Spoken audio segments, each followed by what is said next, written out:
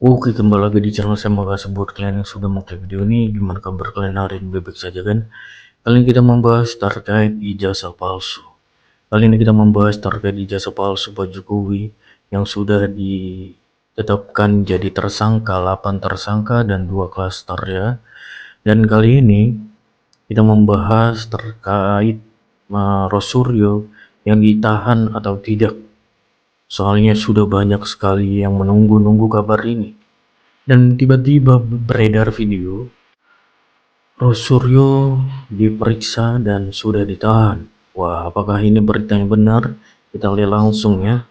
Sebelum kita ke videonya, bantu like, subscribe, dan share dulu video ini. Tidak tunggu lama, kita ke video langsung. Let's go. Singkat Triksi, berapa lama akan ditahan Rosuryo dan di mana? Wow, berita baru nih. Gimana netizen? Lihat Rosuryo ditangkap? Komen di sini. Apa yang kalian akan lakukan jika Rosuryo ditangkap? Akan senang? Akan menangis? Akan membaca Alhamdulillahirrahmanirrahim? Atau Astaghfirullahaladzim?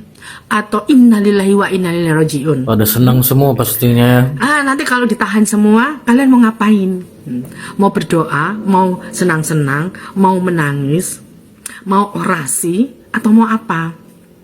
Komen di sini ya guys. Kalau melihat Rosuryo ditangkap, hatimu senang apa sedih? Oke? Salam waras guys. Sulit untuk tidak mempercayai adanya orang besar di balik tuduhan kasus ijazah palsu Pak Jokowi.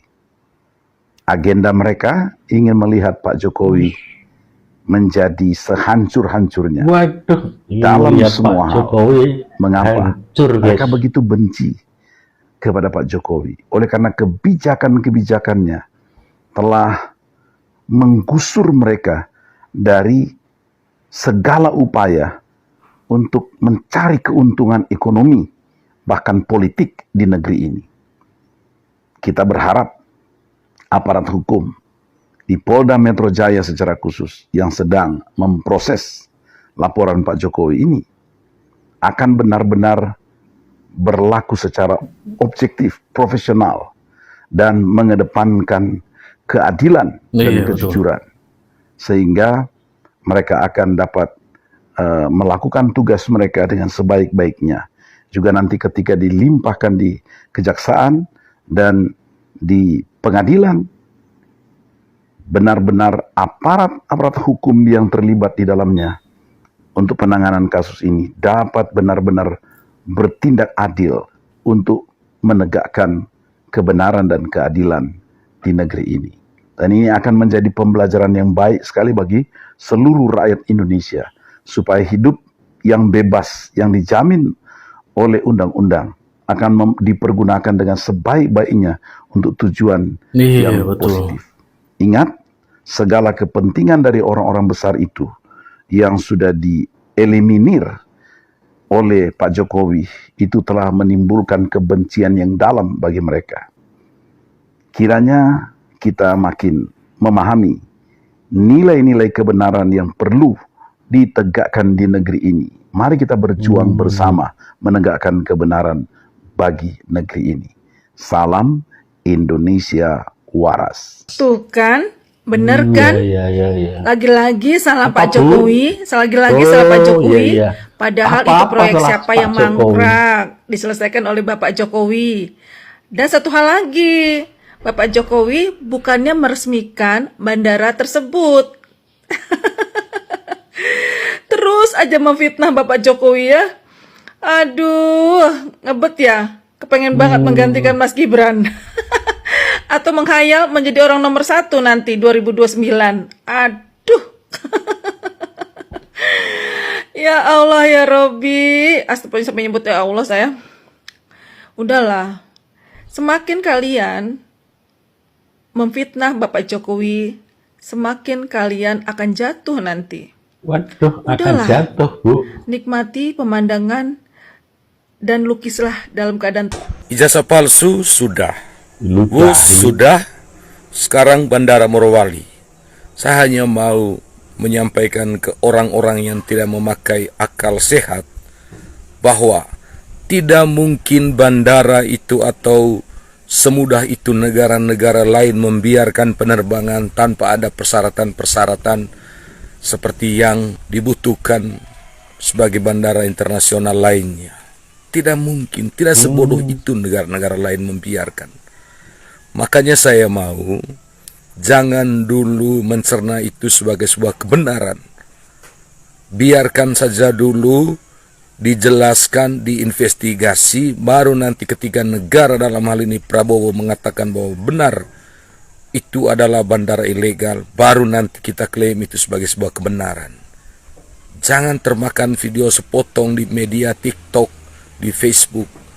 Coba nonton di YouTube, tayangan ulang TV-TV sudah wawancara dengan pihak penerbangan di sana.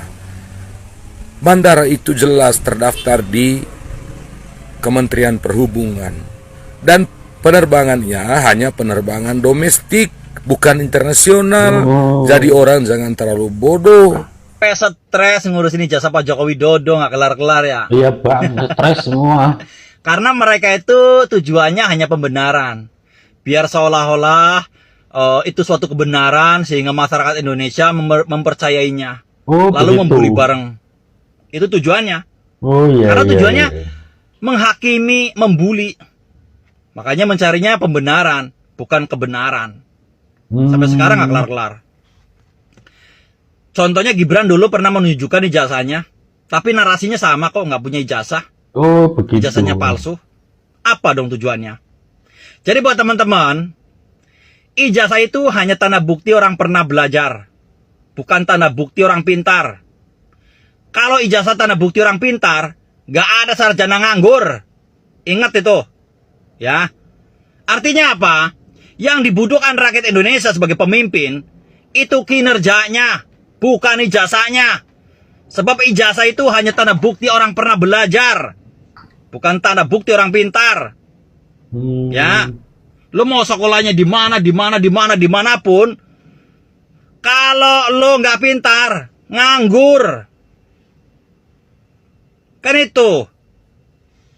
Yang dipersoalkan ini harus ijazah, harus asli. Karena kalau nggak asli, bagaimana seorang presiden begini. Apa-apaan. Sedangkan rakyat Indonesia membutuhkan tuh kinerjanya. Emangnya selama ini yang pinter-pinter, yang ijazahnya tinggi-tinggi, emangnya memuaskan rakyat Indonesia? Mana coba pejabat yang lain yang bisa dibilang katanya pintar, emangnya memuaskan rakyat Indonesia? Ijazahnya asli lah. Enggak. Yang dibutuhkannya apa sih? Kinerja, keberanian. Salam waras. Tenang. Salam sehat untuk kita semua. Ya Pak, sehat semua Pak. Saudara-saudaraku sebangsa dan setanah dimanapun Anda berada. Baru-baru ini, Profesor Dr. Gayus Lumbuun, mantan Hakim Agung, dan juga Kenapa, Pak? mantan anggota DPR RI dari Partai Demokrasi Indonesia Perjuangan, telah meminta agar proses hukum terhadap Roy Suryo dan kawan-kawan tentang ijazah palsu Bapak Joko Widodo dihentikan. Terus dihentikan. Karena menurut dia, kasus yang sekarang dihadapi oleh Roy Suryo dan kawan-kawan telah menimbulkan polarisasi di bidang hukum dan politik di masyarakat Indonesia, sehingga dikhawatirkan akan menjadi atau akan merusak stabilitas politik nasional Indonesia.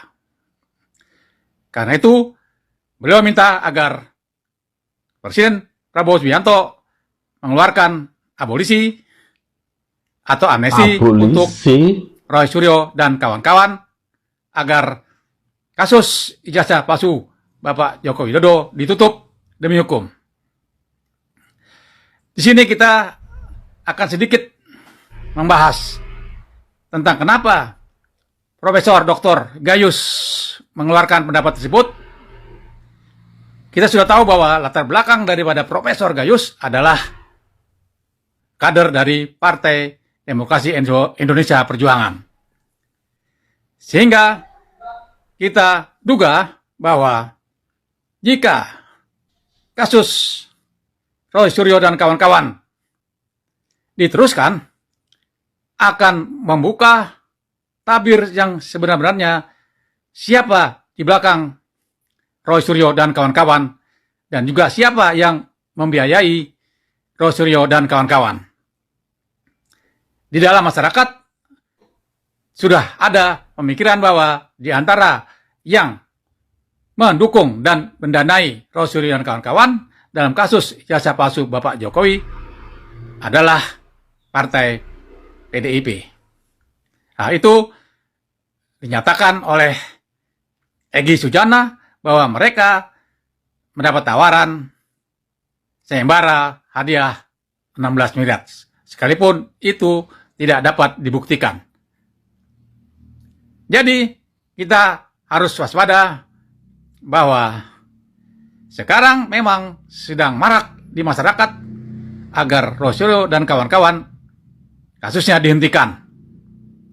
Karena dikhawatirkan beberapa partai politik akan terungkap peranannya dalam kasus Roy Suryo dan kawan-kawan. Terima kasih. Indonesia waras. Roy Suryo pahlawan kebenaran. Cuma termul-termul saja yang menolak kebenaran. Ini orang sakit ini orang.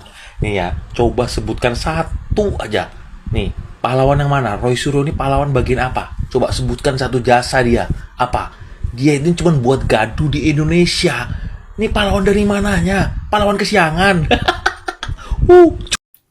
Gitu di video gimana menurut kalian ya. Coba ini bawah dan sampai bertemu di video saya selanjutnya. Bye.